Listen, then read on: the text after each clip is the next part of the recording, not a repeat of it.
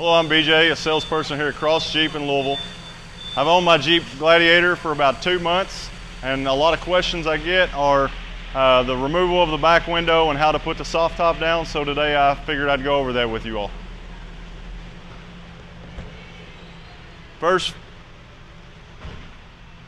come up here, flip the sun visor down. You've got a latch on each side. Easily just flip that over. Push up on the top.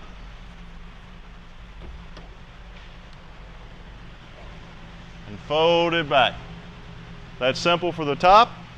For the rear window, you've got snaps, both sides. Undo that. This piece here, you undo from there. And then you've got a little slide tube. It just slides right out. No more Velcros, no more zippers. Just slide the rear window out.